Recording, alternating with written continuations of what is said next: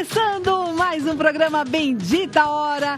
Eu, Meire Camia e Hugo Rocha estamos aqui cobrindo as férias do Padre Juarez. Olha só, gente, fica aqui com a gente, porque nesse programa você vai ter muita coisa boa, muita mágica, muita surpresa. E eu quero começar o programa de hoje, gente, antes de apresentar os nossos convidados.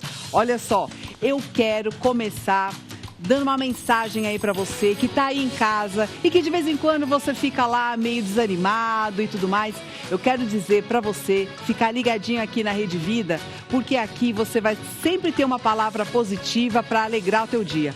E olha só, se por acaso a tua vida não tá legal, presta muita atenção, não confie em que os seus olhos podem ver, porque os seus olhos podem te enganar. Veja bem, a fé transcende aquilo que seus olhos podem ver. E eu quero mostrar isso para você com essa mágica aqui que você pode fazer em casa.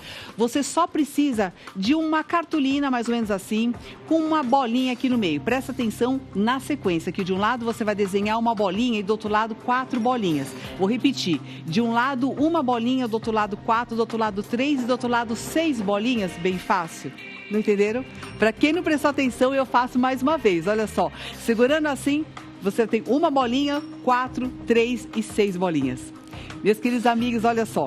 Na verdade, eu vou contar aqui o segredo para vocês, porque o objetivo é mostrar para vocês que os nossos olhos nos enganam, a nossa realidade muitas vezes nos engana e a fé é a capacidade de transcender essa realidade que às vezes não está do jeito que você quer e você lutar por aquilo que você acredita verdadeiramente. Então, olha só, mostrando para você que os seus olhos não são confiáveis. Aqui, quando eu digo que eu tenho 4 bolinhas, na verdade eu tenho só 5 bolinhas. E segurando assim, a ilusão é perfeita de que eu tenho 4 bolinhas. E segurando assim, a ilusão é que eu tenho 6 bolinhas. Do outro lado, a mesma coisa. Quando eu mostro aqui, parece que eu tenho quantas bolinhas, gente? Uma bolinha, né? Mas na verdade eu tenho 2 bolinhas e a outra está escondidinha aqui debaixo da minha mão. E olha só que interessante, se você segurar assim, parece que você tem uma bolinha e segurando assim, parece que você tem 3 bolinhas. Mais uma vez, uma bolinha e 3 bolinhas. Tem que ensaiar antes de fazer, hein? Senão não engana ninguém. Olha só. Vamos lá, pode acontecer, gente, que do seu lado sente alguém, começa a falar assim, olha a mão dela, olha a mão dela. Olha, eu não sei como é que vocês fariam, mas como eu sou mágica, eu daria um passe mágico e faria aparecer a outra bolinha. Do outro lado, a mesma coisa. Se alguém desconfiar, eu dou um passe mágico e faço aparecer a outra bolinha. Mas como eu sou muito inovadora, adoro um gran finale, eu daria um bom passe mágico e faria aparecer muito mais bolinhas. Olha só, gente, é muito fácil, é só você chegar em casa aí e fazer, hein? E olha só, então, meus queridos amigos, para a gente fechar essa nossa ideia, não confie naquilo que a realidade está mostrando para você agora. Confia na tua fé, confia na tua esperança, trabalhe para aquilo que você quer todos os dias, tá legal? E agora, meus queridos amigos, vamos para os nossos convidados. Antes, tem uma coisa muito legal, quero saber como é que você está aí, ó. Pessoal, porque aqui você só tem os melhores convidados do Brasil, os melhores especialistas. Então, começando aqui, meu lado direito, porque ontem, para quem não sabe, dia 29 foi o Dia Mundial do Coração. Então, nós temos aqui um super cardiologista, médico do esporte, Dr. Bruno Stefan. Palmas para o doutor, maravilhoso. Obrigado pelo Salva convite. muitas vidas. Vocês podem mandar suas perguntas aqui para o doutor pelo chat do nosso YouTube, do YouTube da Rede Vida, beleza? Então, vamos lá. Aqui ao meu lado direito também, nós temos aqui um fisioterapeuta maravilhoso. Ele vai auxiliar nos tratamentos de dores na coluna. Se você tem aí muitas dores nas articulações, dores musculares, dor na coluna, dor de cabeça, dor para tudo quanto é lado, você quer se livrar dessas dores, você vai ter que ter aqui as dicas do nosso querido fisioterapeuta, Nelson Correia. As palmas. Obrigado. Ótimo. E aqui do meu lado esquerdo, olha só, nós temos aqui a nutricionista, show de bola. Ela tem pós-graduação em terapia nutricional, obesidade e emagrecimento. Você quer emagrecer bem, com saúde? Manda sua pergunta para cá. Nós temos aqui a nossa querida Caroline Trevisan. Muito obrigada pelo convite. Obrigada. E aqui, o nosso super animadíssimo jornalista, aquele que não tem pra ninguém, que é criador do conteúdo para o YouTube, que tem um canal maravilhoso, Rufis Júnior! Olá! Bem, olá, tesouros, obrigado pelo convite. Ótimo!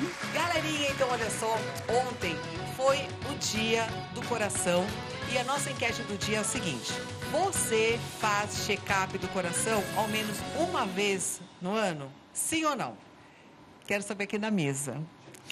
Quem que faz check-up do coração? Eu fiz quando eu entrei na musculação. Ah, eu fiz esse ano, e você, Carol? Eu faço anualmente. Fez? Faço esteira. Fez também? Fez também. O doutor já tá lá. Ele já cai nos exames, entendeu? Ele tem que fazer. E eu quero saber de você. Tem que ser exemplo, né? Olha só, quero saber você aí de casa, qual é a sua opinião? O que você faz? Você faz todo ano? Não faz? Eu quero que você vote pelo nosso Instagram. Pega o seu celular agora, vai lá no Instagram, procura lá, @programa Bendita Hora. @programa Bendita Hora. Você vai deixar o seu voto ali pelo nosso programa no Instagram, tá legal?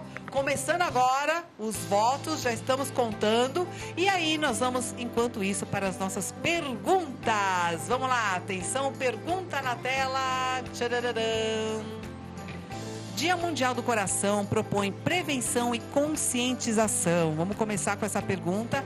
Quero falar aqui com o doutor Bruno. Doutor Bruno, me fala um pouquinho sobre quais são os grandes problemas que a gente tem cardíacos.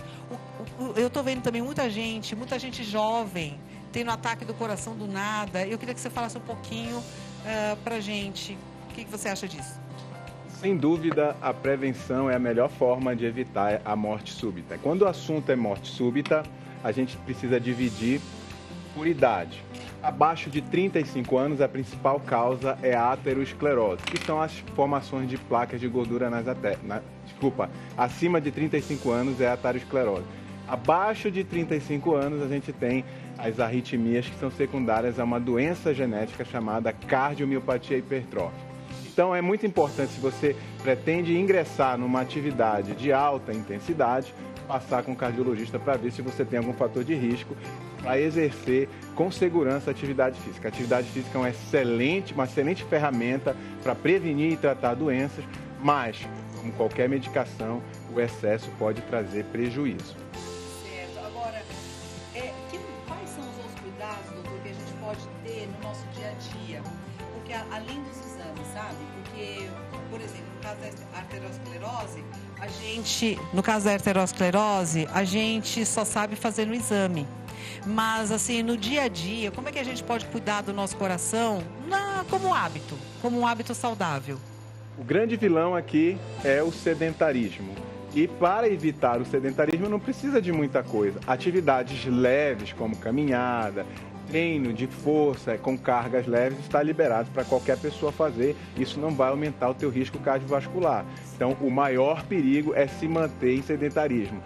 E não precisa você dedicar-se muito tempo para diminuir fator de risco, para diminuir eventos cardiovasculares. Se você dedicar 30 minutos por dia, mesmo que de forma seriada, 10 minutos de manhã, 10 minutos à tarde, 10 minutos à noite, você já consegue diminuir bastante o risco cardiovascular. Então, essa questão de tempo realmente é prioridade. Dá para fazer, dá para incluir a rotina da atividade física. Agora, uma coisa que eu ouvi é o seguinte, que quando você vai fazer essas atividades, tem que ser atividade seguida, não pode ser assim, eu andei até a cozinha, andei até o banheiro. Aí isso não é atividade física, né? Não, a atividade física ela precisa ser elaborada, né? Colocar de uma forma sistematizada na tua rotina, uma caminhada de 10, 15 minutos. Aí você pode, por exemplo, deixar de pegar uma condução e ir caminhando até a estação de metrô.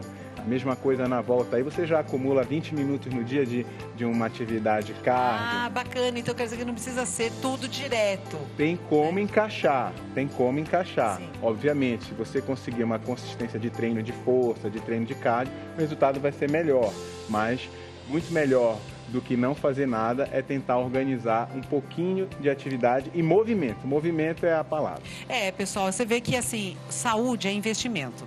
Ou você investe em saúde ou você investe em doença. Então, se saúde é prioritário para você, tem que ter um horário no dia para você se relacionar com essa saúde. Senão, não é prioridade, não é? Aí você realmente vai ter que lidar com a doença. A conta sempre chega, né? Sempre vai chegar. chega. É verdade. Como o doutor Bruno disse, é importante se manter ativo. O exercício físico é o sistematizado, onde você estabelece o tempo. Mas ativo é você se movimentar. Isso. Ao invés de trocar o canal, ir até a televisão, subir uma escada quando possível, descer num ponto antes, se possível, subir simples, escada...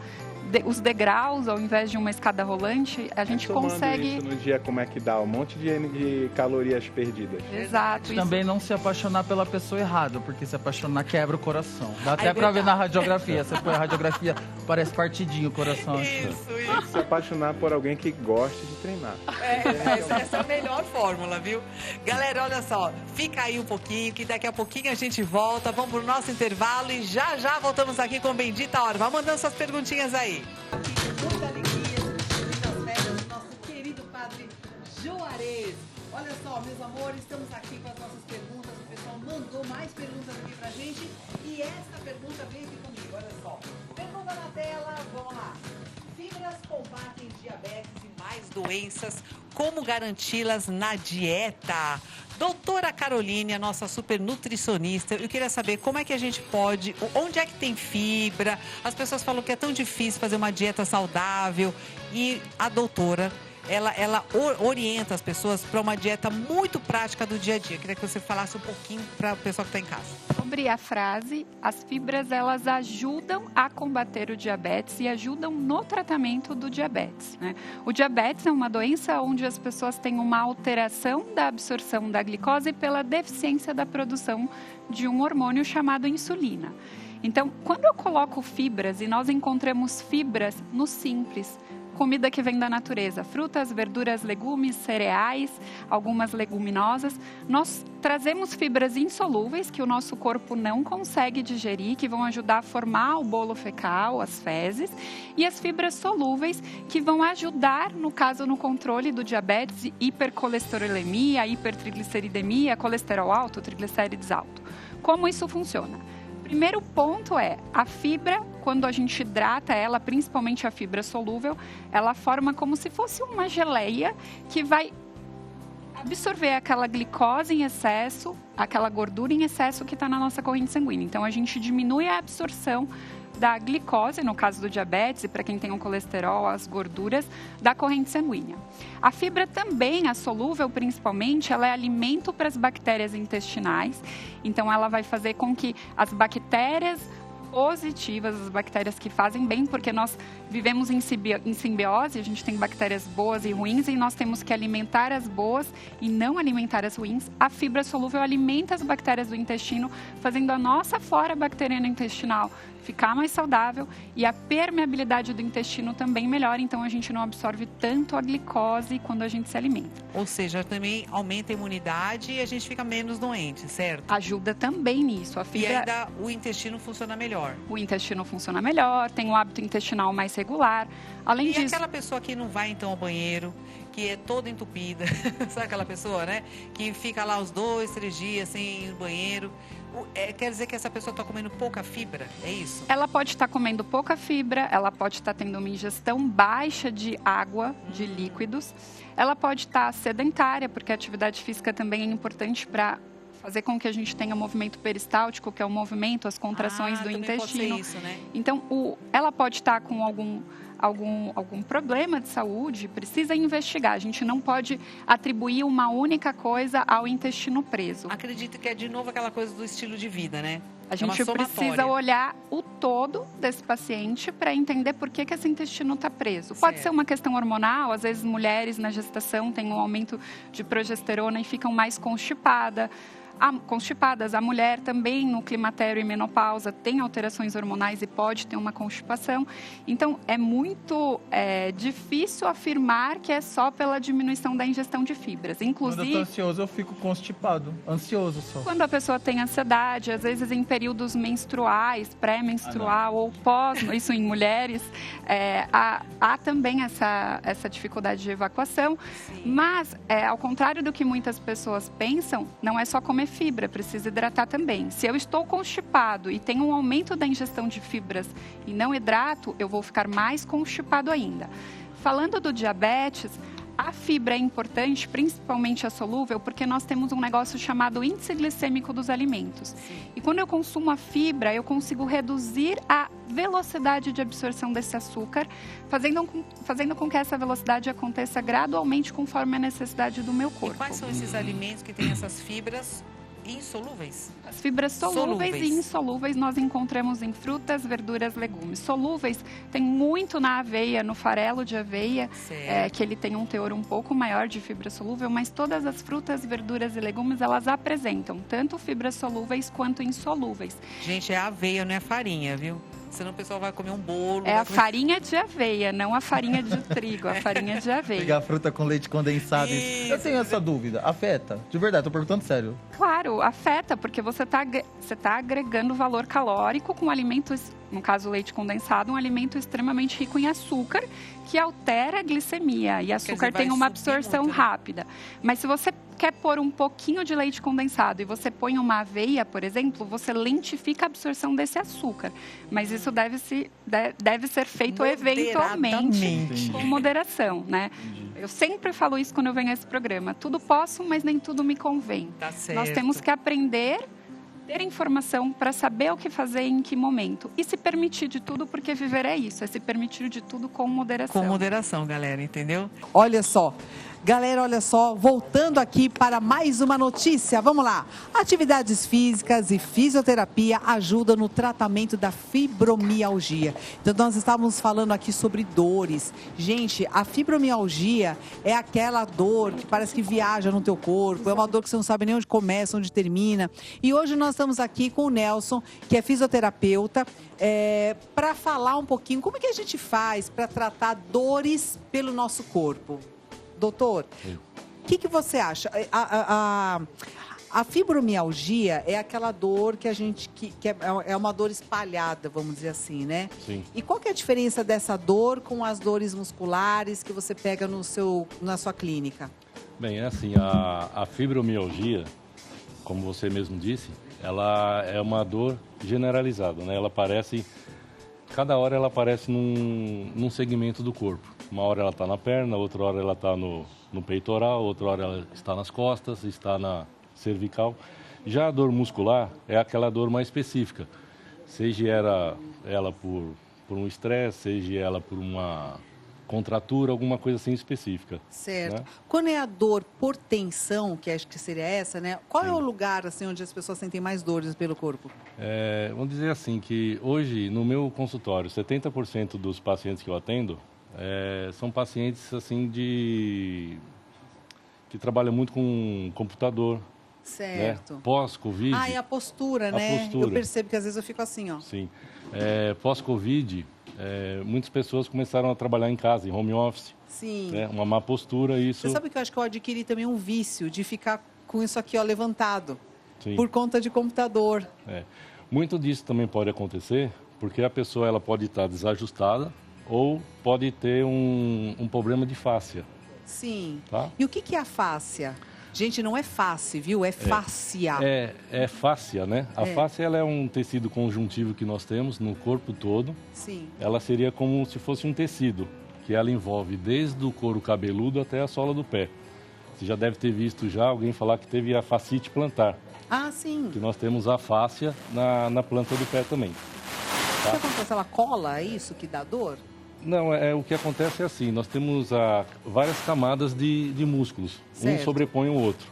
Quando esses músculos, por alguma razão, seja ele por estresse, seja ele por um trauma, alguma coisa assim, esse músculo ele se prende ao outro. Ah, ele cola, né? Ele. Tipo, cola. Vamos dizer assim, ele causa alguns nódulos. Se você... Fica aquelas bolas aqui, né, de tensão. Isso. Se você passar a mão no... Cavalo, né? Eu tenho. Cavalo. Se você passar a mão no pescoço, por exemplo, você vê que tem alguns nódulos, né? Vê aí, gente, em casa, faz assim, aperta aqui, ó, você vai ver uns grunge. E aquilo a gente solta. Tá? Você solta isso. Pra você... Gente, olha, um exemplo do que é a fáscia.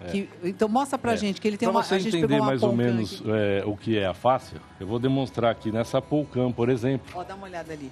Tá? Isso. Então, aqui nós temos duas fáscias, né? Temos a fáscia superficial e a fáscia profunda. Aqui, quando eu descasco essa Polcam, você está vendo que aqui, ó, eu tenho essa pelezinha aqui, que seria como se fosse uma fáscia superficial. Fáscia. Quando eu abro esse gomo aqui, ó, você vê que tem essa pele aqui, essa membrana aqui bem pelinhas entre bem fina. Gomo e outro. Isso aqui seria a fáscia profunda. Certo. Né? E hoje em dia nós temos vários métodos, né? Tem um método até americano, quem trouxe isso aqui para o Brasil foi o Dr. Flávio Salic. Né? E a gente vai soltando essas fáscias. E com isso aqui, ó. Muitos atletas usam essa técnica, né? Usam bastante. E dói pra chuchu, não? Não dói. Não dói. Porque assim, a fáscia, ela... Sim. O dele. Tá. Como eu disse aqui, a fáscia, nós temos a superficial e a profunda. A profunda, ela pode ser um pouco mais dolorida, mas ela não precisa necessariamente doer. Certo. Então, e essas ferramentas que você tem em cima da mesa, como que são utilizadas?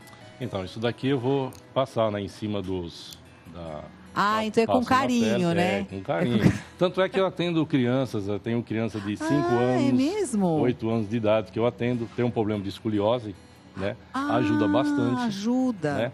E aí eu vou soltando aqueles nódulos que quando eu falei no começo. Sim. Tá? Então... Agora, quando é fibromialgia, que a dor começa a viajar para lá e para cá, é mais difícil, então, nesse caso, né? Que é mecânico, que você pega no local, né? Sim, mas ajuda bastante, alivia também bastante. Tem alguns pacientes que eu atendo de fibromialgia e tem um ótimo resultado. E existe algum exercício que as pessoas possam fazer em casa, alguma coisa assim? Eu aconselho bastante fazer exercício de mobilizações, né? Exercício para estar movimentando o braço, as coisas todas. Mas assim, a fibromialgia é o que eu passo, né, para os pacientes. Eu não consigo tratar a fibromialgia sozinho. Eu preciso muito de uma equipe multidisciplinar. Sim. Então o médico ele é muito importante na fibromialgia, a nutricionista, o psicólogo também, para a gente fazer um trabalho em equipe. Porque eu preciso, por exemplo... A fibromialgia... Ela é uma doença multidisciplinar, tá? Muito tratada pela reumatologia, mas é uma doença multidisciplinar e trata-se de uma redução ali do limiar de dor. Então, a pessoa ela fica dolorida por mínima contração. Então, um músculo onde ele se contrai em atividades rotineiras começam a fadigar e doer. E tem muito a ordem emocional, psiquiátrica aí. Então, geralmente está associado a paciente com fundo depressivo, ansioso, com rotina de carga e sobrecarga elevada. Então, existe essa junção de fatores. É como se fosse uma falência, né, do nosso... Falência, assim, tipo, fica meio doido, né? A dor, ela é muito subjetiva. Sim. E esse limiar de dor é alterado no paciente que tem fibromialgia. Tratar o limiar de dor é obter sucesso no manejo da fibromialgia. Uma coisa interessante, gente, é que assim, a localização da dor, né, no nosso cérebro, a dor, a dor emocional, às vezes ela é mais dolorida do que a dor física. Então, quando a gente tem uma perda emocional, tipo, pai morreu, mãe morreu, coisas desse tipo, um trauma emocional muito grande, a pessoa tem uma sensação de que, às vezes, um membro do próprio corpo foi arrancado. Sim. E é essa sensação mesmo que a gente tem, sabe? Então, às vezes, a gente não vai percebendo que nós já estamos no nosso limite, que a gente não está mais suportando e a gente tem muita dificuldade de pedir ajuda, né? Então, até para a pessoa chegar na terapia, ela só vai chegar, às vezes, quando ela está muito deteriorada, isso assim, acontece, sabe? E isso que você falou tem muito fundamento, porque as nossas fáscias, elas guardam muitas emoções, né? Então, a maioria desses pacientes que vêm com fibromialgia, provavelmente passou por um trauma desde a infância, alguma coisa assim, e traz isso. E olha como faz sentido, né, gente? Porque assim, quando você recebe uma conta que você não tem dinheiro para pagar, a sensação psicológica é que nós estamos sendo atacados por um bicho imenso, né? E aquilo é uma ameaça. Então, o nosso corpo se contrai. Ele faz isso, ó. Sim. Né? E no estado crônico, isso vai... Isso, a gente fica o tempo todo assim, ó, né? Daqui a Sim. pouco a gente está tão enrijecido que a gente não consegue nem se mexer, né? Sim. A atividade física, como foi perguntado, a atividade física voltada para a fibromialgia, se ela for prescrita da forma correta, se o paciente estiver muito sintomático, tem que primeiro tirar ele da crise e aí depois sim iniciar a atividade física. Mas se ela for prescrita da forma correta, ela tem a médio e longo prazo um excelente resultado. Inclusive pode controlar a fibromialgia. A atividade física guiada pode ser uma ferramenta muito importante na fibromialgia. Posso falar uma coisinha? Só para Sim. complementar tudo o que eles falaram, que é uma doença de causa idiopática, a gente não sabe por que Por que a pessoa tem, né? pessoa tem.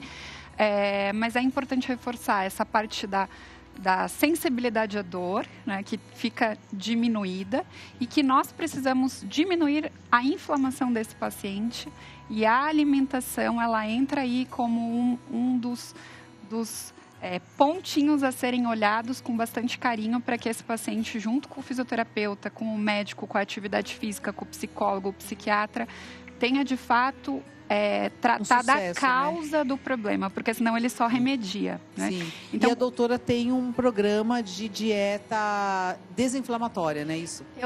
eu procuro sempre, todas as doenças, ou a maior parte delas, são de ordem inflamatória, as doenças cardíacas são uma inflamação das artérias, das veias, infarto. E eu procuro sempre olhar o paciente como um todo, na integralidade, e desinflamar esse paciente antes de começar qualquer tipo de estruturação alimentar para esse paciente. Qualquer mudança, né? Para que ele tenha resposta e para que ele entenda que estilo de vida, mudança de hábito não tem prazo para acontecer. Começar. É algo que deve ser feito para o resto da vida, né? Certo. Senão você não mantém, você não torna sustentável aquilo que você buscou.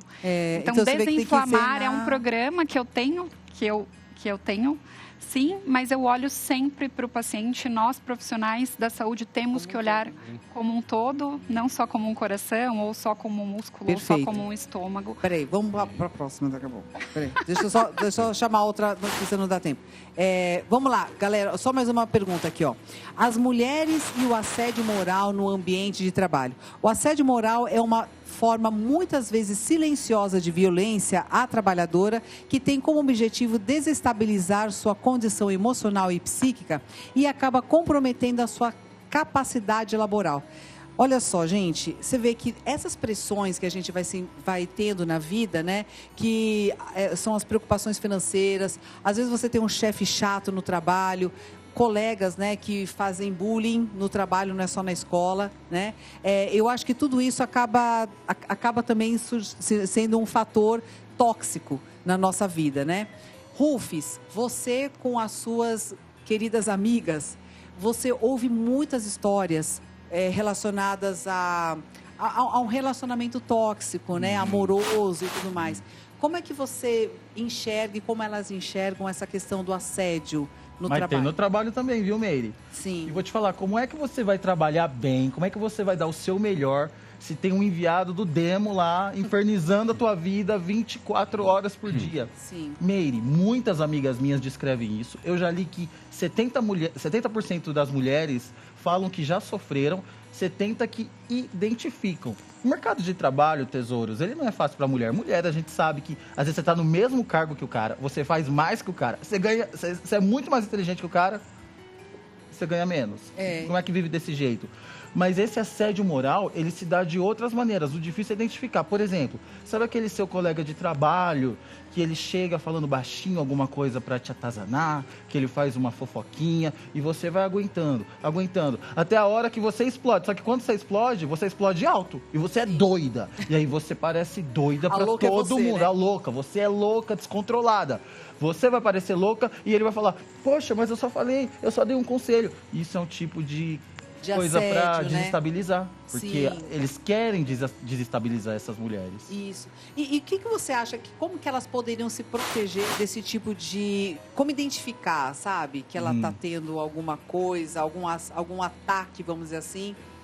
O que você percebe das suas amigas? Para você identificar, eu acho que é a maneira que você se sente. Como você se sente no seu ambiente de trabalho e ter certeza que você não é uma frescurenta, que você não é uma doida. Saiba que tem muitos homens que não gostam de obedecer mulher, de estar num cargo inferior à mulher. Você ser chefe dela ofende muito esse cara. Teve até o caso de um advogado que ele bateu na chefe dela. Meu Deus. Dele, porque ele é doido, porque não tem outra palavra. Ele é doido. E a maneira que você tem de se proteger disso, tesouro, fala. Põe a boca no trombone, seja qual for a empresa que você trabalha. Não sei se vocês assistiram o documentário das Paquitas, que tem na Ainda não Globoplay. assisti. As coisas que elas contam lá, que a diretora fazia, chamava de gorda, falava da mãe, proibia certos comportamentos, aquilo tudo é assédio moral puro. Mas numa época onde não se sabia isso e elas eram crianças. Sim. Hoje, vidas, não tem desculpa. A gente sabe se proteger, a gente é adulto, a gente já saiu daquela fase que o pai e a mãe cuidavam da gente. Então tá sofrendo, não tenha medo de ser boicotada. Olha o que a Dani Calabresa fez, ela é um bom exemplo que ela fez lá com o Márcio Smelling. Ela foi lá e provou. Você junta provas, tá? Tem que juntar prova. Tem que ter testemunha Tenta ser também. assediada pelo WhatsApp, porque aí vai ter prova. Isso. Eu acho que essa dica que você deu, assim, de perceber como é que você se sente, porque às vezes isso é uma coisa muito subjetiva, né? O que é o limiar para cada um do limite, né? Aquele limite. Porque às vezes a pessoa realmente ela é muito sensível, então a gente chama de mimimi, né? E às vezes a pessoa ela aguenta tanto que ela começa a ser complacente demais. Então, ela suporta, já passou do limite há muito tempo e ela não percebeu que ela já está adoecida. E ela está adoecida no corpo, ela não quer levantar. Por isso que o autoconhecimento é importante. Você precisa conhecer quais são os seus valores, quais são os seus limites pessoais, para quando alguém invadir, você mesma já até perceber e você mesma saber negociar aquilo ali para não cair numa doença, né? Às vezes é o coração que avisa. É verdade. Palpitação, Verdade, a pessoa não aguenta. taquicardia noturna, despertares noturnos com Perfeito, taquicardia. doutor. Às vezes eu atendo pessoas com assédio moral e o sintoma é cardíaco. Verdade. O corpo. Acontece muito, porque assim, como eu disse, né, quando você faz uma liberação miofascial, a pessoa ela começa a falar um monte de coisa. E às vezes chora, né? Chora, já tive casos já de paciente já que veio e falou coisas que aconteceu e eu falei, procura um terapeuta, né? Procura um psicólogo, alguma coisa assim, né? Que eu não sou a pessoa adequada para isso. Mas né? só de ouvir ajuda também, sim, né? Ela quer falar, né? Ela Às quer vezes vai no estômago, né? Na diarreia, sei Nada lá. fizer pode virar pânico. Isso, é verdade. Gente, olha só, quanta informação boa. Então, olha só, pessoal, olha essa notícia aqui, ó. Por que onda de calor pode ser mais prejudicial para quem tem doenças no coração? Olha só, doutor Bruno, você acha que no calor dá mais problema? Ou não era no frio? Eu achava que era no frio. Mas no calor também dá? Tanto no calor quanto no frio, as doenças estão relacionadas mais ao estilo de vida em si, à alimentação, ao sedentarismo, ao sódio, aos alimentos industrializados, processados, do que em si a temperatura. Qualquer fator de estresse em cima de uma doença de base pode desencadear eventos cardiovasculares. Doutor, você está me contando também que recentemente você teve um caso de um rapazinho que você salvou esse rapaz. E eu acho que uma coisa muito importante e que as pessoas não sabem é quais são os sinais, como é que você percebe que a pessoa está tendo um ataque do coração, como é que a pessoa está tendo um problema. Porque a minha mãe também, ela teve um ataque fulminante, a gente não percebeu nem ela, a gente estava numa festa, morreu de repente, e ela não percebeu. Porque os sinais para mulheres também são diferentes, verdade. Mulher, ela é... Morreu. Na festa? Na festa, minha mãe, do nada, minha filha. Como assim? Ela tava na festa? Tava na festa, ainda fazendo show, entrou pro camarim e caiu e morreu. De repente, assim. Foi Quantos anos ela tinha? 66. E tava com você? Você que tava no show? Tava com todo mundo em casa, véspera de Natal, Minha nossa! Foi um susto. Mas aí vocês encontraram ela já Não, a gente viu. Eu tava lá do lado dela. Mas já sem vida, sem chance de recuperar. Ela já foi socorrida, mas não adiantou, né? Não adiantou. Tem aqui um cenário... Mas ninguém percebeu. Ela achou que ela tava passando mal por causa do churrasco, porque ela tinha comido carne e comia pouca carne. A gente tem aqui um cenário de uma morte súbita em mulher. Isso. Mulher de 65 anos. Então, quando tem uma morte súbita, a prevenção é a chave. Paciente, como eu falei anteriormente, acima de 35 anos, a doença aterosclerótica é a principal causa, obstrução das artérias, infarto agudo do miocárdio. E a doença é secundária ao estilo de vida inadequado, colesterol alterado, sedentarismo, estresse, ansiedade. O nosso endotélio... Ela tinha tudo isso, viu? Minha mãe tinha tudo isso. O nosso endotélio é a pelezinha que fica dentro da artéria. Igual a nossa pele envelhece, o endotélio também envelhece, ele fica rugoso. E o colesterol ruim, passando ali nesse endotélio rugoso, ele cola. Ativa processo inflamatório, chama mais colesterol e esse é o processo da doença aterosclerótica. Uma vez que aconteceu, não tem cura, é uma doença crônica incurável. E estresse, ansiedade podem causar ruptura dessa placa e o efeito do infarto, da trombose e levar à morte súbita. Isso em pacientes acima de 35 anos, aterosclerótica. A mulher, quando ela entra no processo de menopausa, ela perde o estradiol. Isso. O estradiol é o principal protetor cardiovascular da mulher. Ela fica muito mais vulnerável. Assim como a mulher sem estradiol envelhece na pele, ela também envelhece na artéria. E ela fica mais vulnerável e muito parecida ao homem no fator de risco de infarto. Então, mulheres após a menopausa, elas infartam igual aos homens, tá? E a reposição hormonal de estrogênio, estradiol, né? Estradiol, na mulher é importante? Estradiol, progesterona? Você acabou de dizer, né, num evento de doença cardiovascular, muito provavelmente foi infarto a causa da morte dela. E um fator de proteção para a mulher, o estradiol, é muito importante. Precisa fazer uma estratificação de risco para a reposição hormonal, se parente de primeiro grau, história de câncer de mama, endométrio. Não tendo nenhum contraindicação, a reposição hormonal ela é bem-vinda e protege a mulher de vários elementos que vão causar doença cardiovascular, como aterosclerose, obesidade, dislipidemia. Então é muito importante fazer essa avaliação. No caso do paciente mais jovem, abaixo de 35 anos, a cardiopatia hipertrófica ela precisa ser avaliada, que é uma doença genética que aumenta a chance de arritmias em atividades de alta intensidade. Por que a gente está vendo tantos jovens atletas morrerem de morte súbita? Por quê?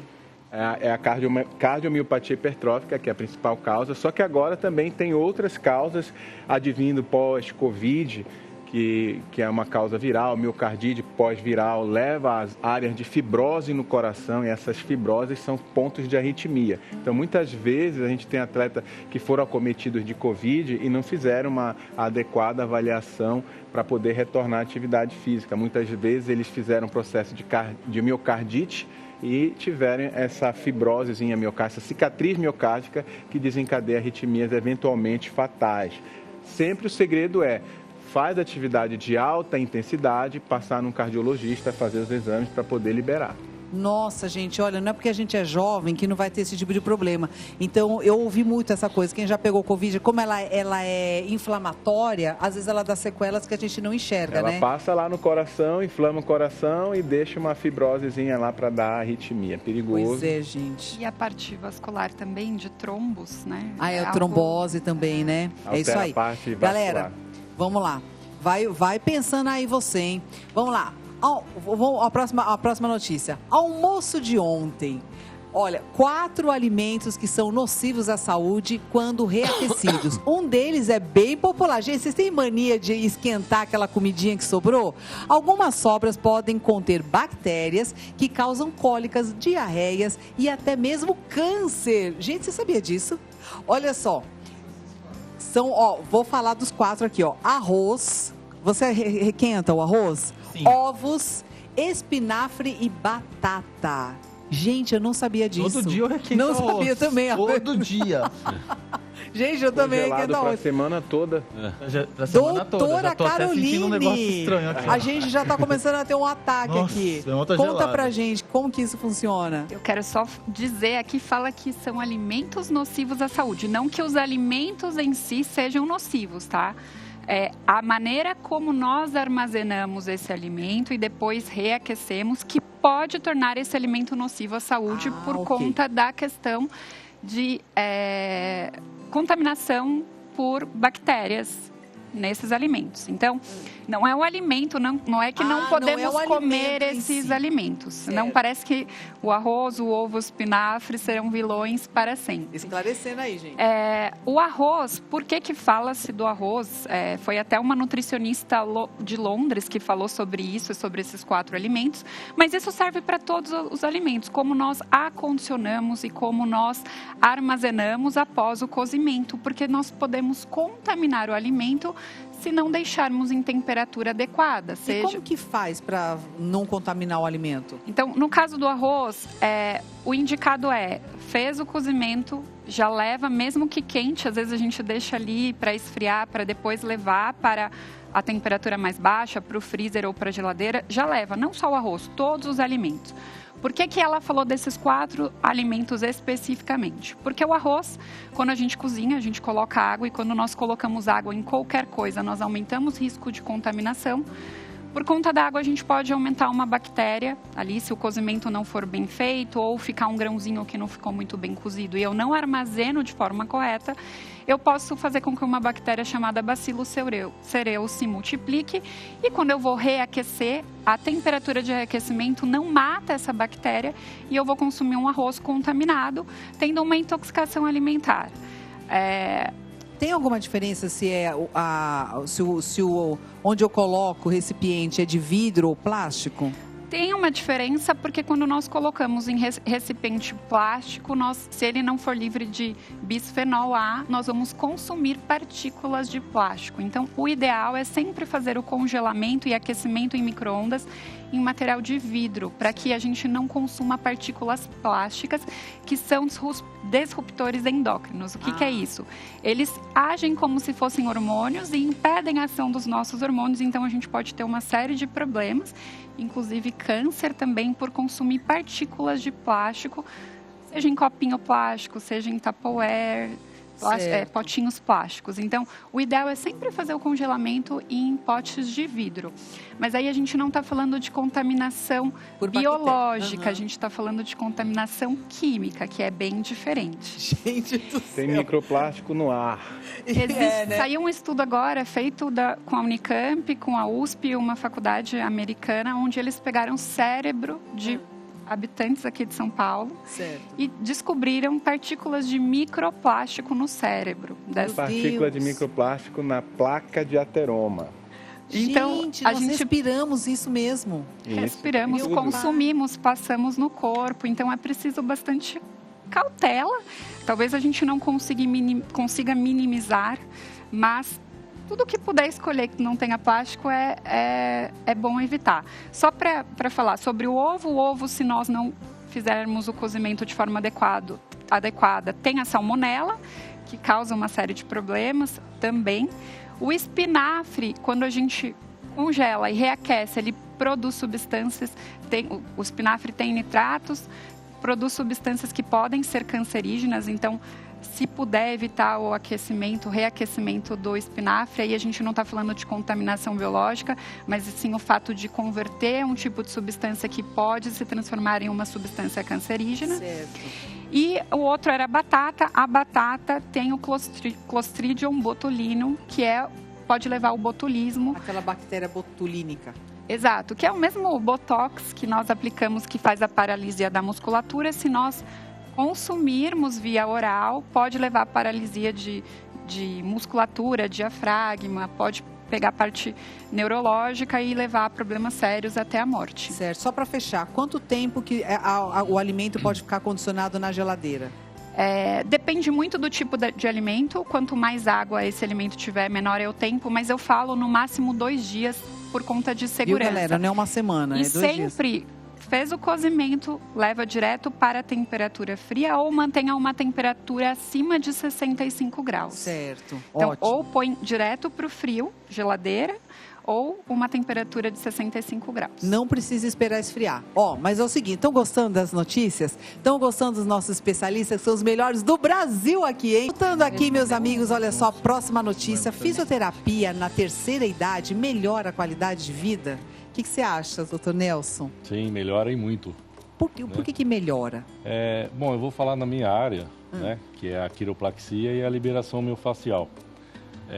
você manter o seu corpo ajustado, né? Vai estar evitando dores, vai estar evitando uma série de complicações. E como que funciona? A pessoa, vamos supor, liga lá no teu consultório, ela marca uma sessão. Sim. E como que acontece a fisioterapia para ela na terceira idade? Ela, vamos supor, não tem nenhum problema, não está com dor. O que pode melhorar na vida de uma pessoa que já está bem?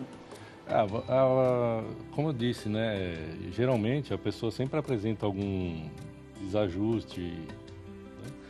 E isso vai evitar, vai prevenir que ela tenha dores. E como que é o tratamento? Você faz a liberação ou você usa outro tipo de técnica? Hoje eu trabalho com a quiropraxia e com a liberação miofascial. Trabalho com as duas formas da quiropraxia, tanto aquela forma de estalos e com a forma também que é instrumental. Em pacientes idosos e em criança, eu uso mais a instrumental. E o que é isso, doutor? Isso daqui é uma técnica americana, né? Quem trouxe para cá foi o Dr. Márcio Tosi. E eu vou estar usando este instrumento, né? Coloca a pessoa deitada na maca, a pessoa vai ficar confortável, porque tem muitas pessoas que têm medo daqueles ajustes, dos estalos, Sim. né? Então a pessoa vai ficar de bruço deitada na maca, eu vou estar avaliando desde o seu tornozelo até os ossos do crânio. Ali eu vou estar ajustando, procurando alguma subluxação que a pessoa tem na sua coluna ou alguma articulação. E melhora aquelas dores da TM, essas coisas também? Bastante. Ajuda na ATM. Por exemplo, quem tem hérnia de disco, essas coisas. Ajuda bastante também. Hérnia de discos. Então quer dizer, não precisa ficar instalando. Aliás, dá uma aflição que dá uma impressão que vai quebrar o pescoço. Sim, que a gente tem essa cultura, né? Assistimos vários daqueles filmes, né? As pessoas que o pessoal mata. Quebrando o pescoço, tudo, mas isso Mortal Kombat. Muito difícil de acontecer. Se você pegar um profissional especializado mesmo, né? É muito difícil que vai acontecer isso. Mas muitas pessoas têm um medo ainda. Então, para essas pessoas, né? A gente acaba utilizando aqui a quiropraxia instrumental. E como que funciona isso? Isso daqui, na verdade, ele vai estar fazendo a função. Ele vai estar fazendo a função de como eu fizesse o thrust, que é chamado com as mãos. Só que em vez de eu fazer o thrust, né, com as mãos, eu coloco ela, verifico aonde que vai ser feito esse ajuste, coloco em cima de uma vértebra ou em cima de uma articulação e faço o disparo no instrumento. E por que esse estalo... mostra ali para ele enquanto isso. Vai fazendo. E por que esse estalo é terapêutico? Na verdade, tem esse mito, né? Que às vezes as pessoas pensam que quando a gente faz o ajuste, é o osso com o osso que está fazendo aquele barulho. Isso. E na verdade não é. Aquilo nada mais é do que um gás que fica preso no meio da articulação, que seria isso aqui. Então ele fica pressionando. Ele fica pressionando, que é o gás betano que é chamado. Então esse gás é liberado. Aí dá o alívio. E dá o alívio. Legal, gente. Olha só, aprendendo aqui, hein? Mais uma notícia aqui, vamos lá. Depressão pós-término. Como lidar com o fim de uma relação? Olha aí, minhas queridas, veja aí. Rufus, você o tempo todo ouve as mulheres se queixando das dores emocionais, que a gente, sabe, nós somos largadas, o cara desapareceu, marcou lá no aplicativo, o cara deu um sumiço. Sumiu. Né? Isso acontece bastante, né? O que você tem a dizer para as nossas espectadoras? Olha, tesouros, deixa eu falar uma coisa. Toda mulher que passou por um divórcio, por uma separação, sabe que logo que acontece, você fica destruída. Você se sente a pior mulher do mundo, feia, mal amada. Se você tiver filho, você tá com aquela criança sozinha, você fala, meu Deus, o que vai ser Ninguém vai me querer. Vida? Ninguém nunca mais vai me querer. Qualquer pessoa que aparecer, qualquer traste, eu vou ter que me sujeitar a ele. Só que com o tempo, você continua, você não recomeça, você continua a vida. E quando você tá deprimida, o seu ex, ele tá lá, todo garotão, andando de iate, pegando as meninas na motinha alugada, querendo pagar cerveja pra todo mundo. Não tem pra pensão do filho, mas tem pra cerveja que vai pagar pra mulherada. Com o tempo, gata, eu te garanto, o mundo dá uma volta. Você fica bonita, mais bonita do que você é. Você vê o valor que você tem, porque você já não tem mais uma âncora te puxando pra baixo. Agora você só vai voar, você vai pra cima. E aquele cara que tava todo garotão, ele vai à falência, que ele não tem condição de manter aquilo, fica barrigudo e calvo. Olha, gente... Fica calvo. Fica, né? Calvo. Gente, mas você sabe que essa dica é muito boa? É assim, de você parar de olhar para a vida do outro e olhar para a sua. Porque muitas mulheres, às vezes, adoecem, prolongam o sofrimento, porque elas ficam com a inveja do homem, sabe assim? Do tipo assim, agora ele tá livre, agora ele tá namorando, agora a vida dele está maravilhosa e a minha está terrível, sabe? E olha, gente, vocês não sabem, mas isso é inveja, né? É quando a gente acha que o outro se deu muito melhor do que eu. Mas a gente se esquece dessa coisa linda que é a maternidade, que você tem a oportunidade de vivenciar o crescimento do seu filho, de fazer os seus sacrifícios, que é o sacro ofício, é transformar o seu trabalho em amor, você doar essa coisa boa, que é o que vai te fazer sair desse lugar. Então, eu acho que o processo de cura é quando você consegue ser maior e transcender a situação difícil da sua vida, e assim que você vai olhar para você lá na frente e vai ver que você é uma pessoa muito maior do que você imaginava, né? Mas não é fácil você estar ali com a criança chorando com você. Não é fácil. E aí você entra no Instagram e o cara tá ostentando. Não é Ou fácil. ele tá devendo R$300 de pensão e tá ali ostentando com outras mulheres. Verdade. Por isso que, assim, quando uma mulher fala pra mim que tá com esse sentimento, eu entendo completamente. Eu entendo também. E sempre que elas me ligam no canal, o que eu aconselho é, gata, cuida de você com o tempo, se permita sentir isso, mas quando passar o tempo, você vai ver que a vitoriosa é você. Ótimo. O Dr. Bruno tinha uma dica. Não dá tempo. Galera, olha só, quero agradecer aqui a presença de todo mundo. Um beijo aqui, a nossa enquete. Se você faz os exames cardíacos, só 42% fazem e a maioria não faz os seus exames cardíacos. Gente, vamos lá fazer o nosso check-up. Um grande beijo para você. Logo, logo, o nosso padre querido Juarez está de volta. Beijo, tchau, obrigada pela presença. Tchau.